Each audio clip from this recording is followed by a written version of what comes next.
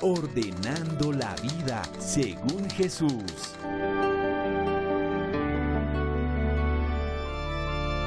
Cuando camino solo, cuando camino solo, voy con él, voy con él. Dios llevará mi carga, Dios llevará mi carga. Voy con él, me voy a Tierra Santa, me voy a Tierra Santa, solo y a pie, solo y a pie, me basta ser su amigo, me basta ser su amigo, es mi rey, es mi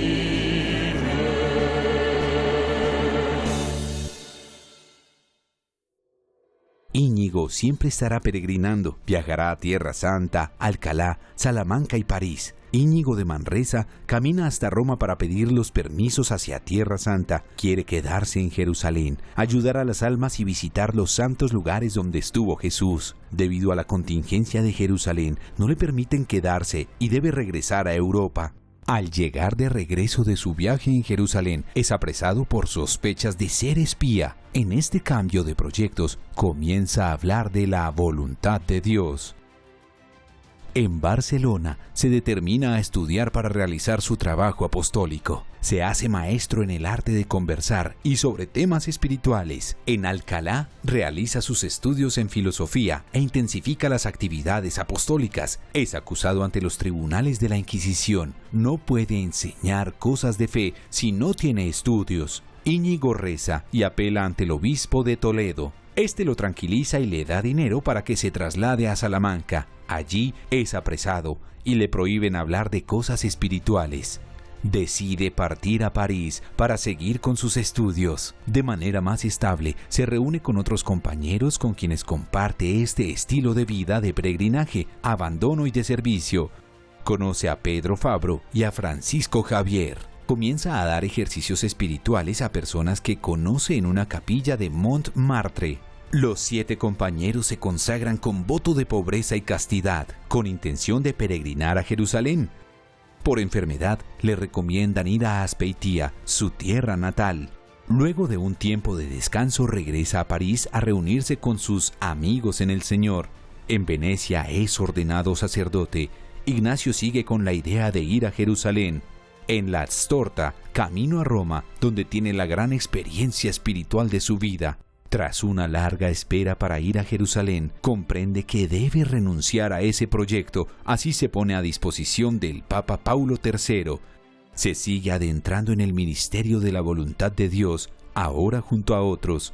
Los estudios, los compañeros y la oración apostólica lo llevan a descubrir un nuevo camino espiritual, el ser contemplativos en la acción.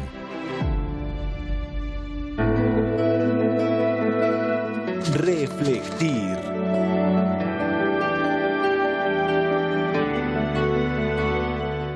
En este tercer día podemos reflexionar o reflectir, como hemos dicho los 2 días anteriores, sobre estos datos que nos regala la misma autobiografía de San Ignacio de Loyola. Un hombre que decide emprender un camino después de haberse encontrado consigo mismo y de frente a Dios y a todas las cosas creadas.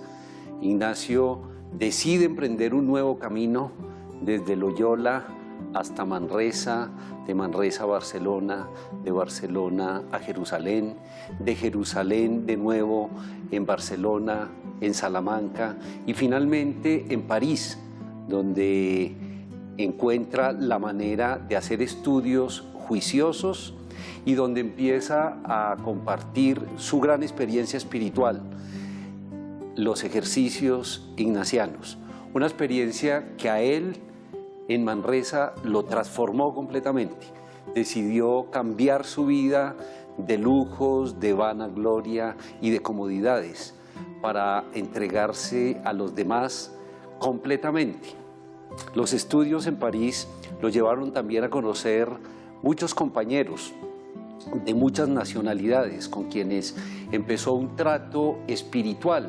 Sus conversaciones espirituales también lo llevaron a proponerles a esos compañeros de estudios los ejercicios, la experiencia propia de los ejercicios, que no es un texto para leer, es un texto para vivir profundamente. Y por eso... Día 3. Ignacio Peregrino. 1. Dios trabaja con la realidad y la humanidad que existe. Va guiando a la persona que se dispone a escucharle, sabiendo los límites y fragilidades de cada uno. Cómo Dios trabaja con la realidad y con la humanidad que existe. Cómo Dios va guiando a las personas que se disponen a escucharle, sabiendo de los límites y las fragilidades de cada uno, pero también de los límites de la situación y del entorno. Ignacio tuvo problemas en Barcelona, tuvo problemas en Jerusalén, tuvo problemas con la Inquisición en Salamanca, y al decidirse buscar el mejor lugar donde hacer sus estudios serios, decide París. Es allí el lugar donde se encuentran estos hombres que finalmente retornarán a Roma ya ordenados, Ignacio en Venecia, y que se ofrecen al Papa para que él los mande a donde él quiera. El Papa obviamente les pide que hagan un discernimiento. Este es el discernimiento que llamamos el discernimiento de los primeros compañeros en el año 1539, que desemboca en la fundación de la Compañía de Jesús, como una orden que se dedica primeramente y de manera muy especial a los ejercicios espirituales y a las conversaciones espirituales. Es por eso que esta tradición nuestra de la Compañía de Jesús, de los ejercicios, el discernimiento y el acompañamiento espiritual, están ahí como prioridad. Es nuestra primera preferencia apostólica de todos los jesuitas en el mundo. 2. Íñigo sigue su peregrinaje a pesar de las dificultades con las que se encuentra, intentando siempre buscar la voluntad de Dios en todo. Ignacio sigue su peregrinaje a pesar de todas esas dificultades con las que se va encontrando, intentando siempre buscar la voluntad de Dios en todo. Esta última frase tiene un peso enorme en los ejercicios espirituales, porque los ejercicios son para que uno se quite de todas las afecciones desordenadas que tiene en la vida y para que quitándoselas pueda encontrar la voluntad de Dios que uno está buscando. A través de los ejercicios espirituales llegamos a profundizar en el conocimiento de nosotros mismos, el conocimiento de nuestra debilidad, de nuestra fragilidad y de nuestro pecado, pero también y sobre todo en el conocimiento interno de Jesús, que por mí se ha hecho hombre y que ha padecido por mí y que está vivo también por mí. Ese es el punto central de los ejercicios cuando uno se encuentra con un modelo, con un arquetipo, para entender que los seres humanos, todos y todas, podemos cambiar nuestra vida y podemos hacer frente a todas las dificultades que van apareciendo. 3. A pesar de las dificultades que se presentan en su camino, Ignacio confía que Dios va caminando junto a él.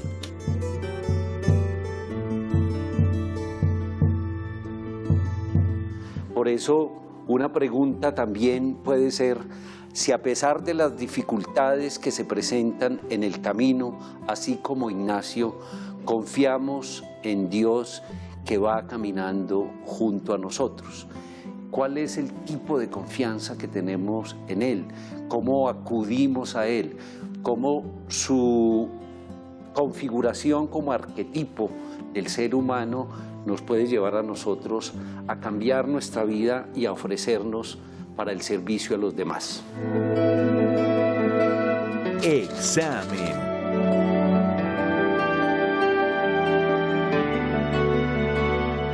Ahora es importante que hagamos nuestro examen de estos datos que hemos ido recibiendo, no solamente con estos datos como títulos, sino también con el deseo de que ustedes, cristovidentes, se acerquen un poco más a la autobiografía de San Ignacio, donde él con detalle nos va contando cómo va experimentando las mociones en su vida, cómo va haciendo esas transformaciones, cuáles son los signos de los tiempos que aparecen obviamente en su tiempo, pero que aparecen también hoy.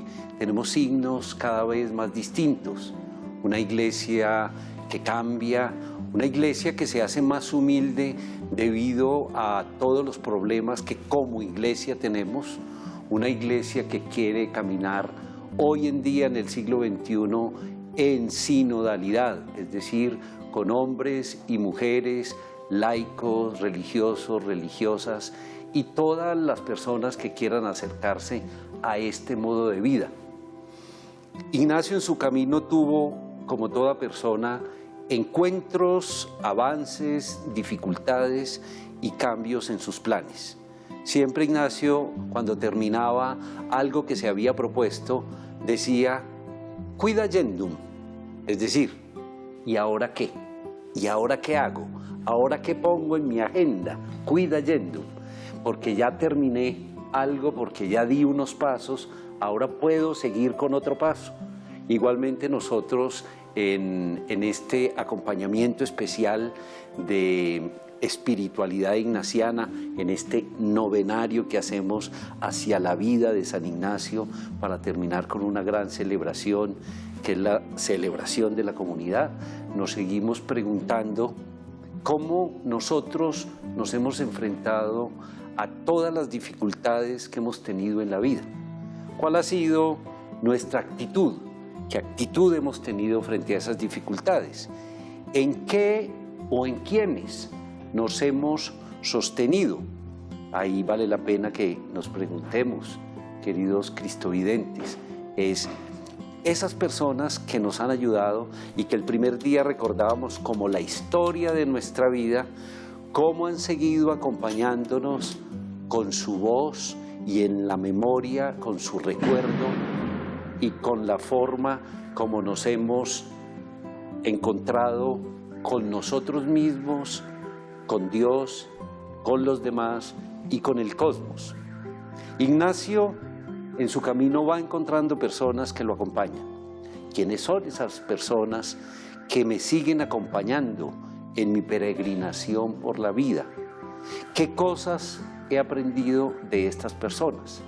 La sabiduría no es solamente de quienes tienen muchos estudios, no se necesita un doctorado para ser sabios en la vida, y encontramos muy seguidamente hombres y mujeres muy sencillos, sin estudios, pero que tienen una gran sabiduría espiritual, porque se conocen a sí mismos, porque intentan conocer y aceptar a los demás tal como son, y porque son capaces de visualizar una vida en crecimiento y siempre en continuo cambio. Que este examen que hacemos hoy sobre algunos de esos puntos de la vida de Ignacio nos ayuden a entender cómo nosotros, viviendo en las circunstancias actuales, somos capaces de actuar centrados en Cristo, siempre en Cristo. Y aquí lo decimos, en Cristo visión, con los ojos de Dios, con la mirada de Dios, que es paciente, que es misericordioso, que siempre está creando. ¿Cómo nosotros le ayudamos a Dios a co-crear esta bella creación en la que estamos inmersos, en la que estamos metidos desde cuando llegamos a este mundo, por voluntad de Dios y por regalo grande de quienes nos han dado la vida y nos han educado?